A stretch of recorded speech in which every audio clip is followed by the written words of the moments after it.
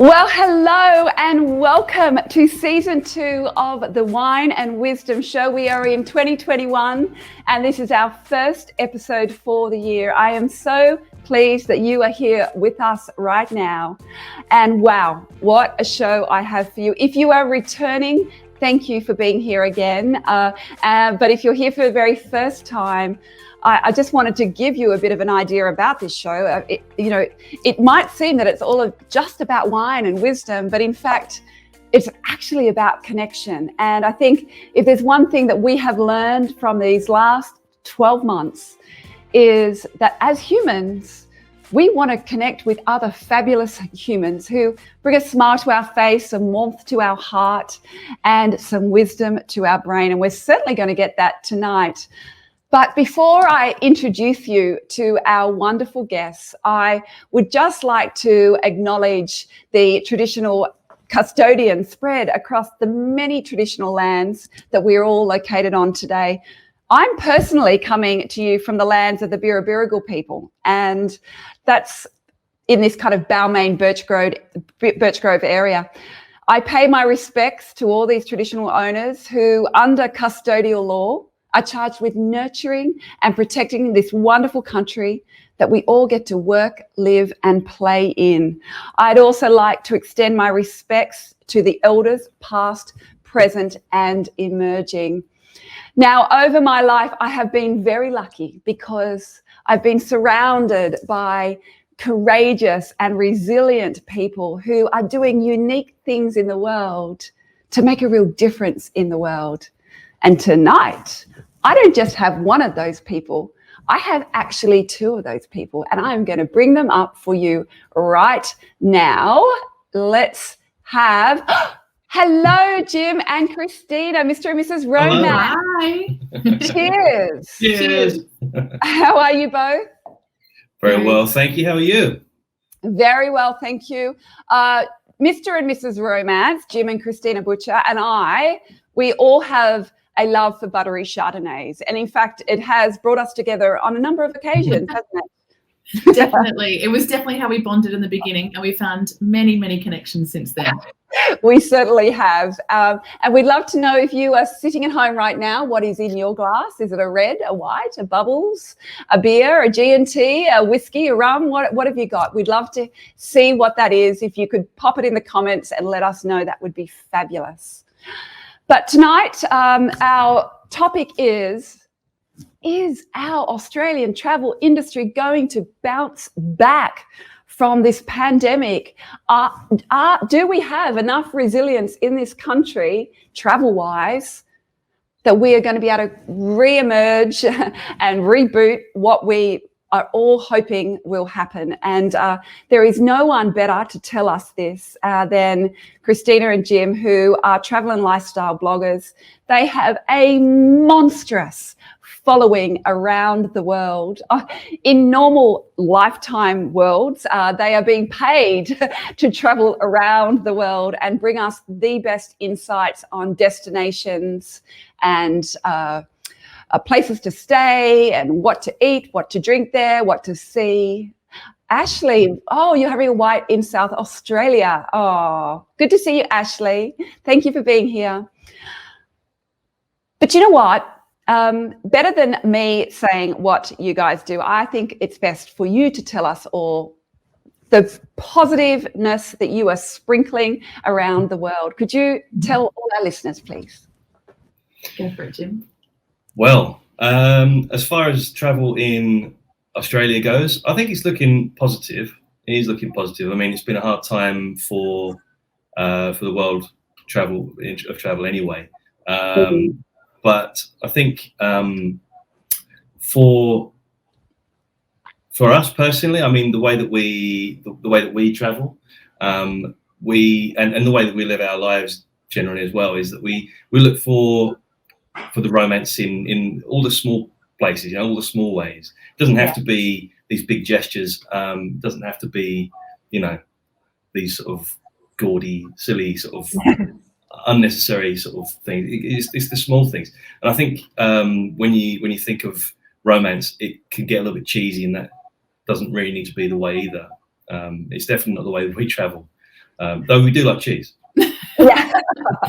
Absolutely. So with Jim is the main writer and I'm the photographer behind Mr. and Mrs. Romance.com, and we hope to try and entertain, educate and inspire people to travel better and to drink a little better as well as they go. Yeah.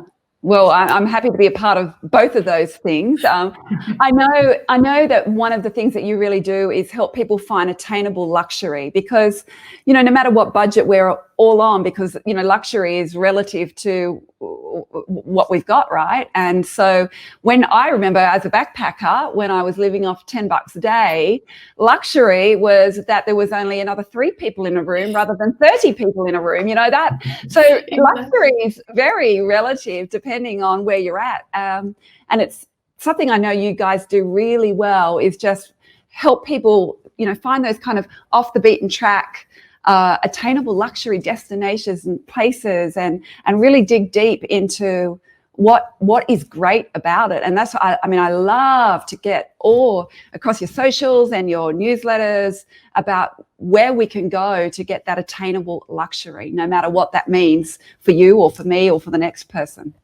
Absolutely. And more and more the term luxury has just come to mean personalization. Yeah. That is true luxury, something that is exactly the way you want it. And that doesn't necessarily need, and that might be, you know, all shiny surfaces, 6-star hotel, but it could also be a remote location, complete privacy, no mobile phone service. That is luxury. So it's and that's what's so exciting. I think we always like to, I think before we even became travel writers, we always were traveling and always deciding to go like, oh, what's past that next corner? What's around here that isn't in the book that we want to read about and we want to share when we get back. Yeah, I mean, you mentioned the beaten track before, and I think although we're not on that track, we're not, you know, we don't tend to go sort of super off-road or anything like that. We're sort of maybe, you know, two streets back from the beaten track. Yeah. And that's where you find the real gold. Yeah. It really is. Yeah, and I think, I mean, I'd love to know, those who are listening, where in Australia perhaps that you would love to visit that you haven't visited before. And I think we'll continue to ask that as people come on to our show tonight about, you know, we all aspire to going overseas. We've all done that. Of course, we can't right now, but what a lucky country we're in that we have just the most incredible travel destinations for us to get to. And, you know, I had many years ago had the opportunity to go to Lord Howe Island, and it's certainly on my list to go back there. That's on our list. One place we haven't been to, yeah. Oh my gosh, truly, it is one of the most spectacular places I've ever been on this planet. It is so incredible. Ashley, you're on still. Where would you like to go? And while we're hearing from people, Christina and Jim, you know, I think your job is something that people think, oh my gosh, it's got to be the best job in the entire universe. What were you doing before you were Mr. and Mrs. Romance to get to where you are now? Like, what was there a defining moment that got you to here? Or, oh, Ashley saying Broome, yes, that is magic. Oh my gosh. Top place for us, absolutely Broome. Yeah, 10 out of 10. Well, interestingly, we were in quite different places before we were both working online. And a defining moment, I think, happened to me is that my father passed away from cancer. And I think it was such a huge, anytime there's a loss or there's grief, you really do reflect and you realize how short life is.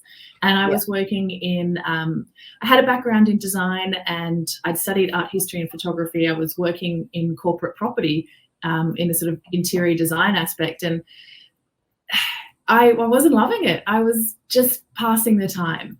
And I realized at that point that actually my sister had some great wise words that she's like, you've been complaining for a really long time now. I think, what would you do if you could do anything?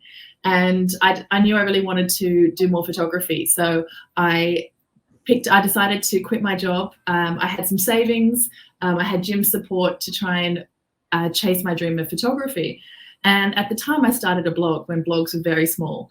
From that blog, which was Hair Romance, which I still blog about hair and beauty, that was sort of the seeds of where Romance Media started. And then together we created Mr. and Mrs. Romance and built Romance Media as what it is, our company that we co-founded. And that is what really sort of changed our trajectory. And I think the solidifying factor in all of that was the fact that travel really brought us together in the first place. I was traveling when I met Chris, and then we traveled a lot together when we were young. Do you remember that? But it's just been a solid vein running all the way through, you know, our relationship. I think so. It's probably gone from the very beginning of when we first got together all the way to now, and I hope it will continue for us, you know, for as long as we can. Yeah, Jim used to be a teacher before, so I think he's always had that great skill of sharing knowledge, but was like a secret writer, writing creative writing and writing always, and his skills of writing are amazing. That's what I wish I could write like. And so we always were looking for a way we could do something together, and if this sort of idea formed itself once we sort of started. We started with one view, and it's really grown to be like a broader lifestyle travel site. Yeah, look, I love it. And, you know, I know we're going to hit those wonderful places that you're going to recommend, that the hotspots for Australia. But before we do that, I think it's really important that we address the topic of the fact that without international travellers coming into this country, the travel industry is in trouble. You know, it is in trouble right now. And I read a statistic about that Australians need to spend equivalent of the 70% that they would normally spend overseas on their overseas holidays right here in Australia if we are to keep that travel industry of ours alive. What are your thoughts on whether we can do it? Are we a travel nation that is going to be resilient enough to come out the other end of this without any international travellers being allowed in?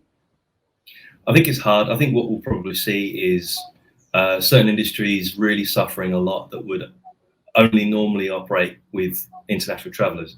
But I think there are a lot of industries still alive and going really well thanks to domestic money. And I was talking to someone today about how much money there actually is in the domestic pocket, and it's still quite a lot. Exactly. It's like in the billions. Yeah. And if we spend well on that, if we spend the money that we'd normally take to Europe, take to South America, take to Asia here, then there's no reason why it shouldn't prosper. And I think we'll probably see elements that may not have had much time in the sun in the past really grow. I really think that sort of more of the I don't know, like the Aboriginal stuff really coming to the fore, and seeing more guides and knowledge being shared that way. I think that's going to be really. I mean, really that's the oldest culture in the world that we have here in Australia, and we travel to Europe to see architecture, but we can travel Australia and hear those stories. I think that, and we also have this really unique space. Jim and I were talking that Australia, usually the main hotspots all are overrun with international tourists. So Australians often don't choose to go to those places, or we'll think we'll do it when we're retired, we'll do it later. We don't have the time to do it. But we realise now, working remotely, maybe you can take a longer trip within Australia. Maybe you can go for 3 weeks, work from a hotel with Wi-Fi while you're there, checking, and still be able to travel longer in Australia. And with that available to us, we have the opportunity to see some of these sites and some of these locations with the smallest numbers they'll ever have. So I really think if people are wondering whether they should just keep saving for next year or not, or spend it here, spend it here. And we recommend the best way to support the travel industry is to book with an independent travel agent, and to book directly with the hotels and places that you're going to otherwise. That way you really support, travel agents can do so much. They're the ones that are really struggling. And if there's border closures and things like that, they're the ones that will help you and help you get your refunds back. And if you're planning a smaller trip, just booking directly instead of using one of the large Expedia type sites, they'll survive this. This way, more money is going into the operators of the country pubs and country hotels that you're booking into if you just book direct. And that's a better way to spend your money now. Absolutely. Thank you, Ashley. Woi Woi, the Venice of Australia. Who would have thought that that could ever be a statement? We actually have a very funny story about Woi Woi. Well, I'd like to hear it, but I would like to put a bit of a challenge to you both to do a blog based on that headline.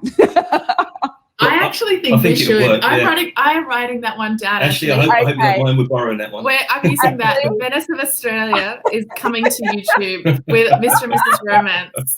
I love it. That is just so great.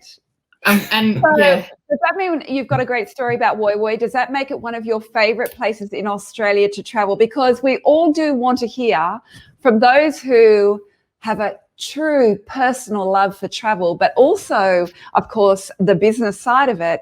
You have this great meld of, understanding like the personal travel side, the business travel side. Okay, Christina, you get to have 3. Jim, you get to have 3 top spots in Australia.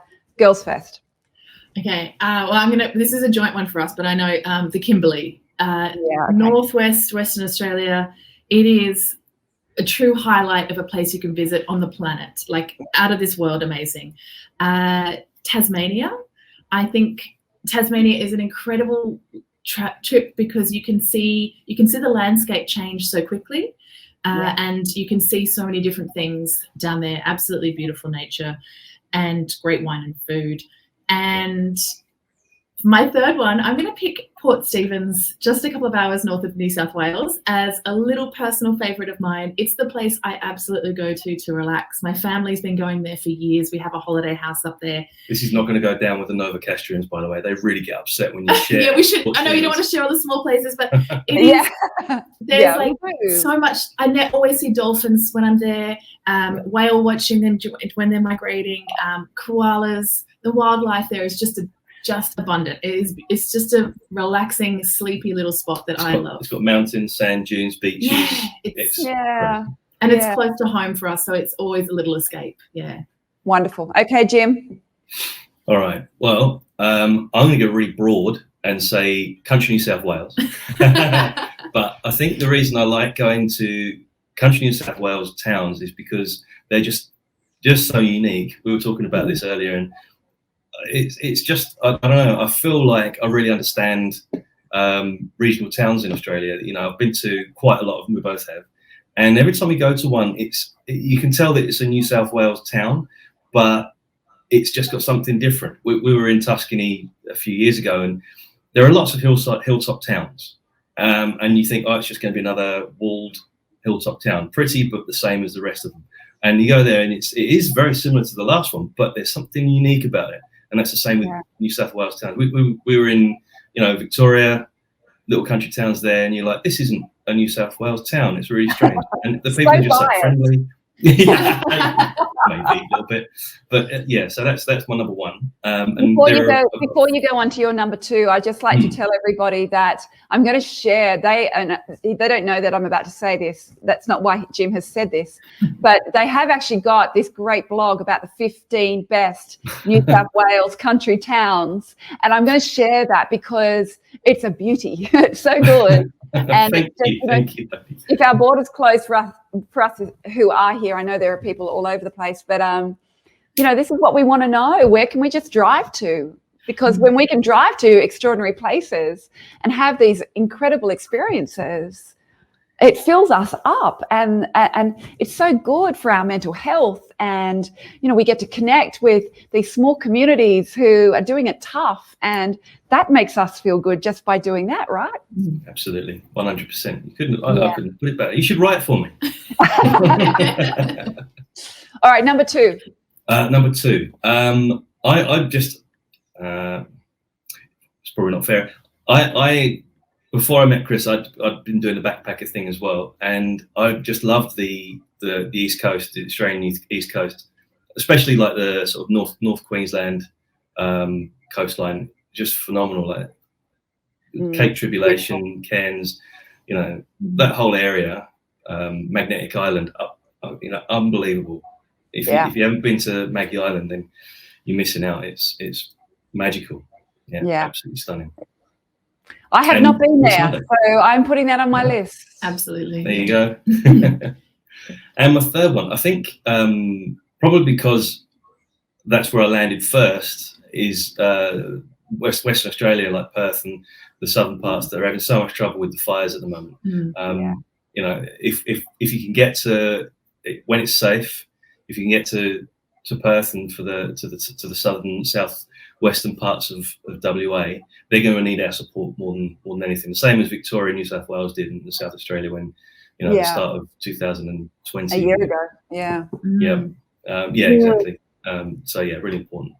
But I think for the both of us, I think probably need to put in a sneaky 7. Like the Northern Territory is just the most spiritually uplifting place you can probably go in this country. Yeah, it's unique, beyond unique. It's incredible. And their tourism, they do it beautifully. It's so like there's no big banana in New Northern Territory. No big pineapple there. No big sheep. No, it is classy tourism there. But as you said, very spiritual and this gorgeous link to our Indigenous communities. And I haven't been there for a long time, but the holiday I did get to have was truly remarkable. So for those of you who have not been to Northern Territory, I agree with Mr. and Mrs. Romance. This is a place to go. Romance yourself in the Northern Territory. You're absolutely right. Yeah. There are a lot of people who are complaining at the moment, though, that prices have gone up incredibly in the different regional areas. Are there places, the hotspots that you know that we can actually go to and book somewhere, not with about 8 months' notice and not without having to remortgage our house, apart from perhaps the ones that you've said? What are those hotspots that you can recommend that we look at? Well, I think the country towns is where you go. Everyone is going to the places that all come to the top of your list, like your Noosa's, your Byron Bay, all of these kind of coastal towns. But if you want to head inland a little bit, that's where you'll find savings, and that's where you'll find real great communities as well. And a place we were recently in Tamworth, and around there you've got Nundle and all of these sort of smaller towns, and you go a little bit further north and across from there and you've got the most beautiful waterfall way, and that is a drive that is just sensational. And there are lots of little towns along the way there that you can book ahead. You don't need to spend a fortune, and you can and a lot of activities are free because you're driving and you're outside. So you can definitely save a lot of money, spend it on food instead, and souvenirs when you're shopping. And that is a great place to go. Yeah. And good wine, right? Spend it on good wine. Yeah. Well, you're not too far from the Hunter. Yes, so, you can stop if you're from Sydney, you can stop. The Hunter's a perfect spot on the way through. Pop into the Scarborough if I'd ever bought it all. Well, I bought it all. I bought it all. And then I would also say South Australia, we didn't give a mention in our top there, but we love going around McLaren Vale, Adelaide Hills. There's so many, everything around all the wine regions very close to Adelaide are just beautiful. And there are so many little small places to stay, little country hotels, Airbnbs that you can book at, and support the small winemakers there as well. I was surprised that we were talking to some other travel writers and friends of ours. I know it was quite funny because what you were saying about, places being booked out and you spend a fortune trying to get a place. Some of our favourite country towns are now inundated with Australians, which is really good. Yeah. But it does make it a little bit hard to find places like Mudgee and Orange now. It's a real boom town, which is great. They're both fantastic places. Mudgee is probably one of my favourite, New South Wales country towns. But you're going to have to do a bit more research now because things have changed so much in the last 6 months. So now, instead of going there, maybe stop a little bit further and go Yass Valley. That's a really undiscovered place. Some great wineries starting to come up around Yass Valley that's not on the radar for a lot of people. So that's a new one. Yeah. I mean, I'd love, we're on the Wine and Wisdom show, and I'd love for those who are watching right now to put in the comments about a wine region they have travelled to in the past that they really enjoyed. I mean, I I have been to the Barossa, and I've been to the Hunter, and I've been to the Mornington Peninsula, and there have been incredible experiences. But I'd love to hear from those listening. Where have you been in the past that you have had perhaps a little vino or two, and you could recommend to others who will be watching the show either now or later on, which often happens with these lives. So let's get some recommendations going in those comments, please. We all want to know the hot spots around Australia to travel to while our borders are closed. Now, you guys, you have been working and living together pre-COVID, of course, but because of COVID, that has obviously, Natalie, thank you, Margaret River, I just want to go there so much, yes. Not right now, I can't get in, but I will eventually. You've been working and living together in and out of each other's pockets, especially in this last year. Many couples are not surviving COVID, having to work and live in each other's pockets.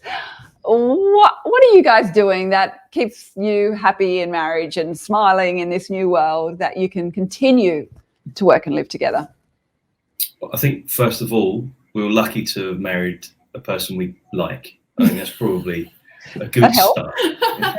Yeah. Picking someone that, and I think as well, when it comes to working together, we really respect each other's strengths, and we really play to them.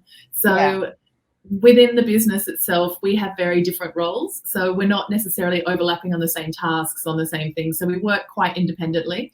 And I think that helps avoid the clashes that can happen when you're working on a group project, whatever that is, any kind of group work. So we have quite independent roles, and then we sort of collaborate on a plan and an overall strategy. But we do our own jobs. Yeah, we stay in our lanes for the most part. Yeah, right, good.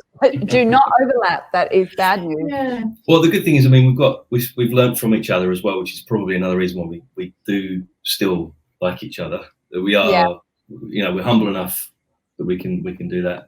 Right. Is saying that you're humble does that make you not humble? I think that's what I'm humble. No, you're not anymore, mate. I think that's probably not now. Not now. But what I mean is though is we've learned that if I can't write some copy for Chris, she's very capable of doing that really well herself.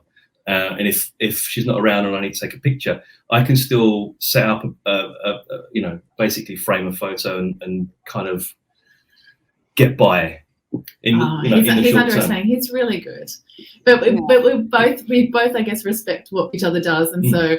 And when we do what we do best, it seems to flow faster. Yeah. Whenever I try and have to sit down to write, it's definitely like it's my hardest task, and it's a real struggle. But otherwise, when we're focused on what we love, we really kind of get through. And there's always parts of the business that aren't fun, all the admin, all the rest. But we have our own jobs, and that sort of works. And I think we were lucky. We had a lot of practice of reading each other. I think when couples, everyone working from home, understanding when everyone's cramped in and trying to share the same office space, you've got to kind of know where each other are at. I know I'm more of a morning person, but then I lose it in the afternoon, and Jim gets into a really good flow, and as long as I try not to distract him too much in that point, he has a really good day. So we know when to like sort of get out of each other's way so that they have a better workflow.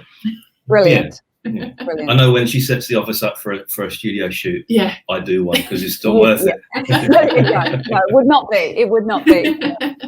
And thank you, Rebecca, for telling us that it's a great show. We appreciate you saying that very much. That's lovely. And Mandy, yes, Mudgee is I think a favourite place for many of us. Yeah, it's incredible.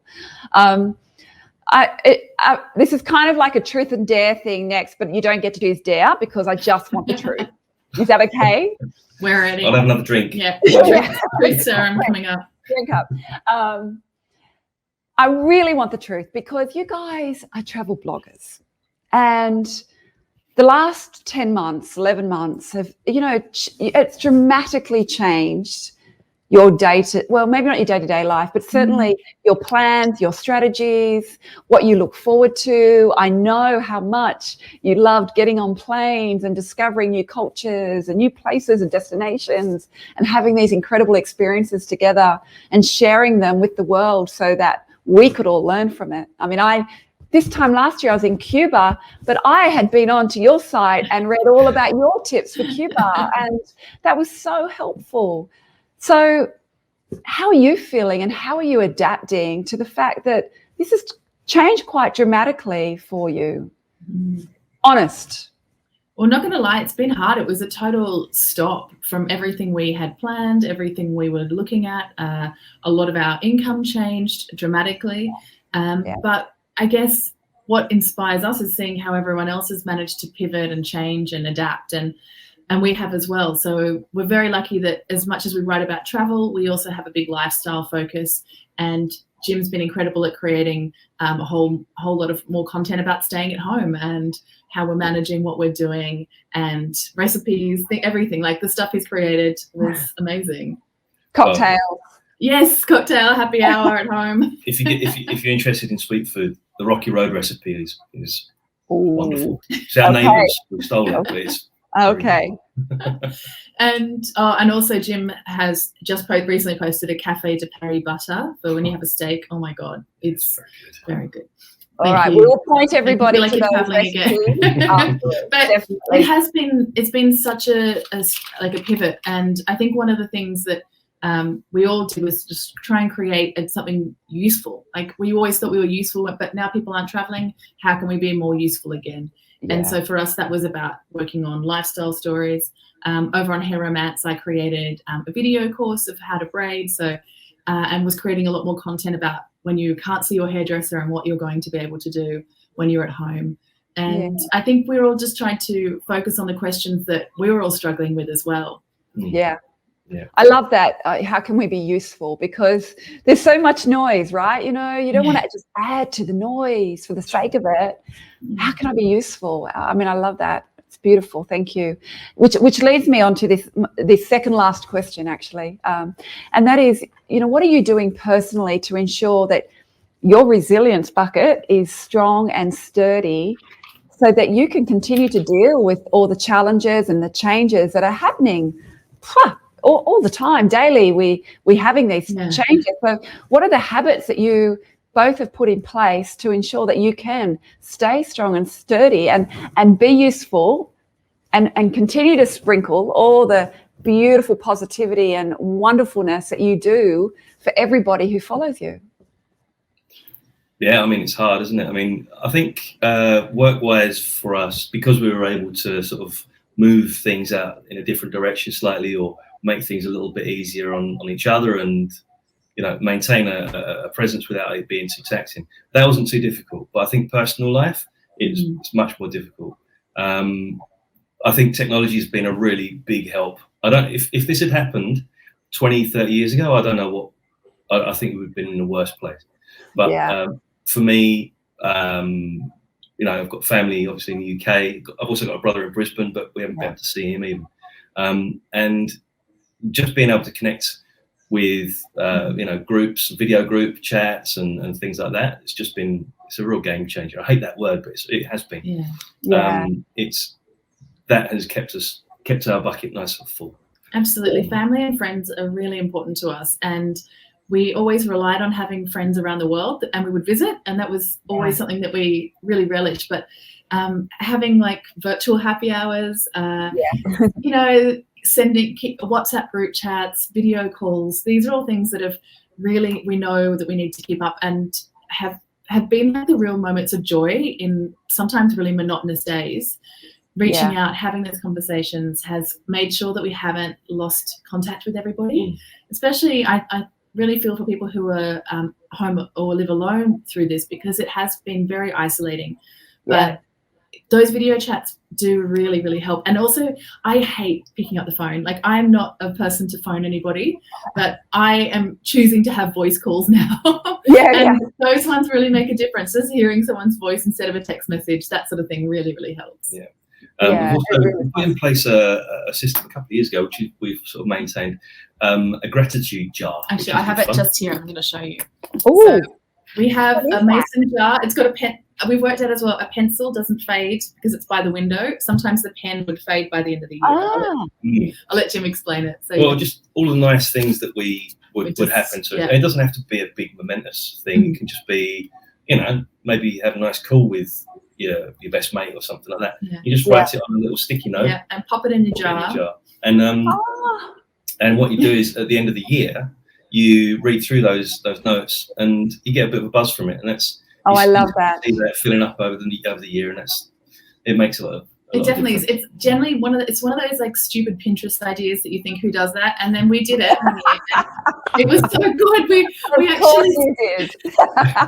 But we thought, we'll try it, and it absolutely is fantastic. Sometimes it's good to. We found one of the things we didn't do was remember to write in it enough. So having like a reminder in your calendar to put something in there was a good way that we fixed that. As in subsequent years. And when you read all of these at New Year's Eve or at the end of the year, whatever you do, it is such a boost. And then often I will actually write them up into a list that goes in the next year's diary for me, so that I can look back on all the little milestones from the year, because especially when you work for yourself or generally in anything, you don't celebrate the wins enough. No, and making a time to note them down when they're happening, because as you look back, you think, I got so-and-so commented on something that I put, that sort of thing. That's the thing that's a real moment, but you forget that later. And that was you do. Yeah. I love that. Thank you for sharing that. It's beautiful. And that would help. I mean, there's actually a lot of science behind gratitude and writing it down. And then, it's kind of really, I don't know what the right term is, but it just allows us to kind of set it set it in concrete and in our memory that something beautiful has happened. And even when there's lots of challenges going on, I can still scan my world and extract something positive and write it in my gratitude jar. I love that. Thank you for sharing. I wasn't really into it to start off with, and then I read a few and I was like, that's actually quite good. I was quite annoyed Chrissy was right again. Yeah, you should just give in to that, actually, Jim. Don't you know? No. When will I learn? I won't learn. When will you learn? Isn't that like life? We're still learning. Oh my God, you're right about that. Oh God. Yeah, exactly. All right, I'm going to ask you the final question for tonight. It is the Wine and Wisdom Show, and I'd love you to share what has been the most impactful piece of wisdom that somebody else has shared with you, that you have been able to take into your life and action that has actually caused perhaps a ripple effect of wonderful things. I'm not sure, but what is the best piece of wisdom that you've had? You have some great. I've got two, because one was from Dad, the other one was from Mum. And the one from my dad was always keep beer in a cold place. And if you ever tell a lie, make it a great big one. So if anyone picks you up on it later on, you can say it's ridiculous. I love that. So that was his, and he wrote that down as well. So that was his advice when I left home. Yeah. Wow. The one from Mum was always keep a little bit back for yourself. And I think what that means is, you can sometimes give too much of yourself, and the potential to lose all of that is too great, and you shouldn't ever put yourself on the line like that. So keeping a little bit back of yourself for yourself is very important. And I've put into play all three of those things in my life so far. So especially the beer. and I would, that's the most important one probably. I would imagine, especially being such influences in the travel industry and the hair and nail and lifestyle, keeping a little bit back for yourself is really important. I know when you started off, Christine, you were just, no one's going to see my face and not going to know my name. You were really, nope, I'm going to be a someone that they're never going to see or know.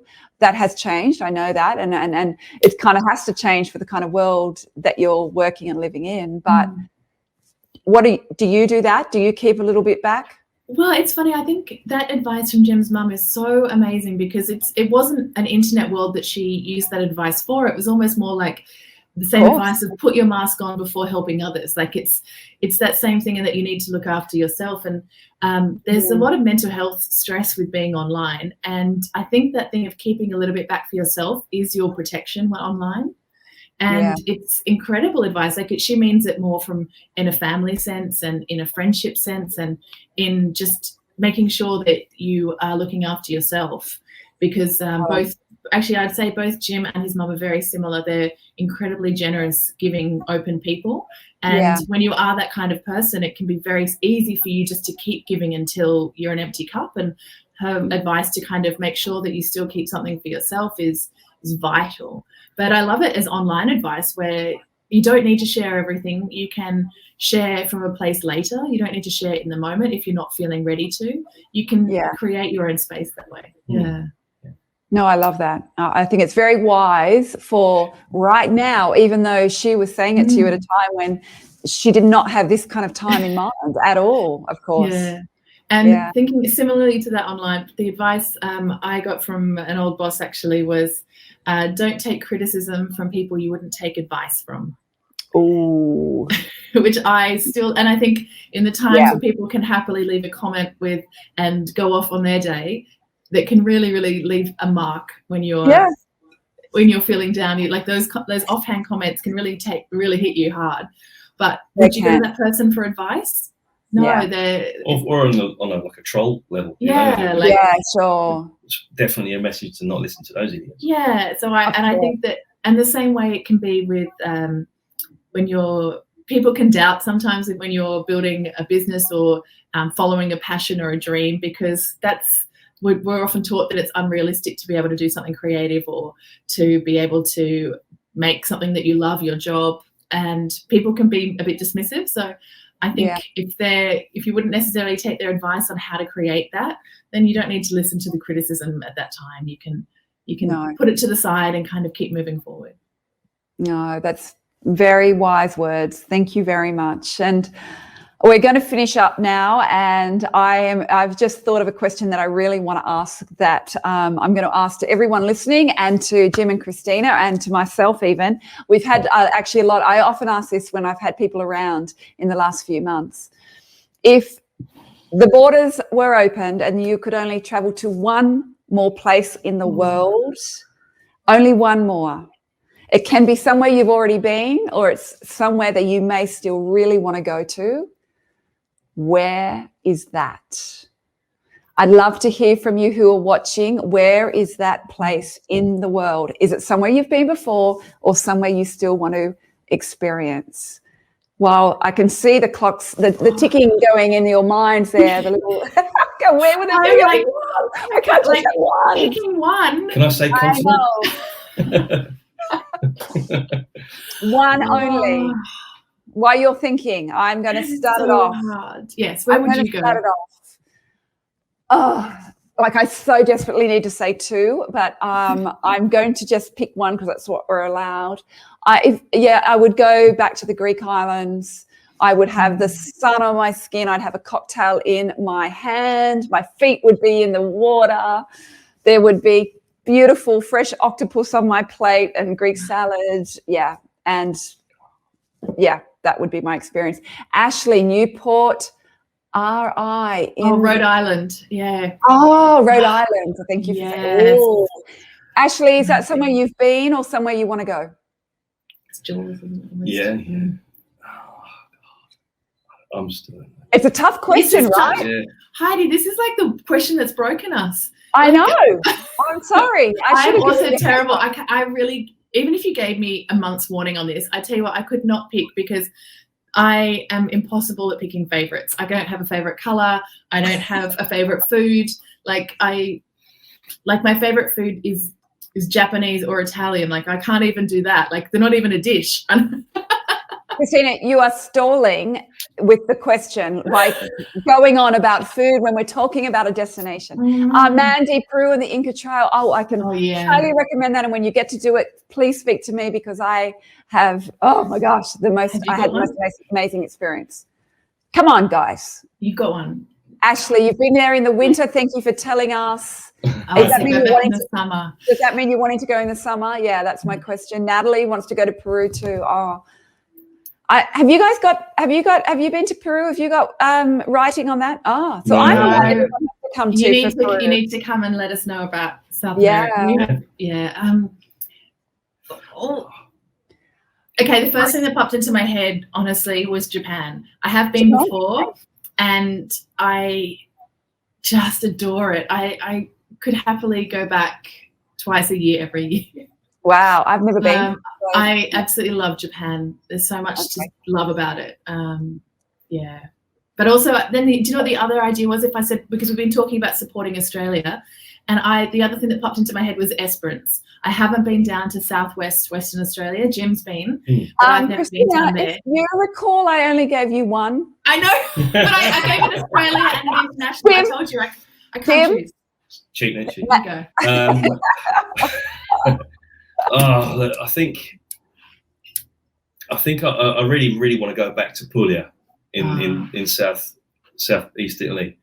We went there with a mind to be there for like a couple of days, and we ended up traveling from Bari all the way around the heel of Italy, the Spoleto point, and it was just we ended up spending like 10 days there. We were supposed to be going through loads of other places, and we just didn't bother. We just stayed in Puglia. So I think I'll probably go back there. The food's amazing. The people are amazing. It's one of those places that it started really heating up as a destination in like 2016. And I was really worried the tourist trail would ruin it, as it always does. But it didn't seem to do that. It was still too far from the crazy crowd to make it really bad. So I think it's always going to have that just natural beauty. Thank you. Probably choose that. All right, good on you for choosing one. Well done, Jim. Yeah. Well, thank you to both of you. It's been amazing to chat with you. We love learning about the places that we definitely need to visit around Australia. I think the Northern Territory is what's shining through as your biggest gift to all of us to get there. If there's anywhere to go, it's get to the Northern Territory. I'm going to put everybody various links in the comments after we come off. Christina and Jim and I will have a little drink and a chat together once we finish the broadcast, and then I'm going to put all those in. You will be able to go onto their socials. I highly recommend you subscribe to their e-news, which is beautiful words from Jim and lovely, gorgeous photography from Christina of all these places that we can actually go to right now. And also, and just some that we can dream about. So thank you for your insights. It's been absolutely superb to be able to tap into your knowledge and your wisdom, to share a buttery Chardonnay with you again. Yay. And to everybody who's been here tonight, thank you for sharing your destinations. That has been wonderful. Heidi, it has been an honor to be sharing a chat with you and a Chardonnay as always. Thank you so much. Thanks very much for having us on. And good night, everybody. We will see you in 2 weeks for another guest. If you would like to know who is coming up each time, I'm going to put a link in that you can just get a notification to find out who our resilient, courageous, wonderful, inspiring guests are going to be. And thank you to all of you who have been here tonight. Good night. Happy Vino. Happy 2021. Cheers to that. Thank you. Bye. Thank you. Bye.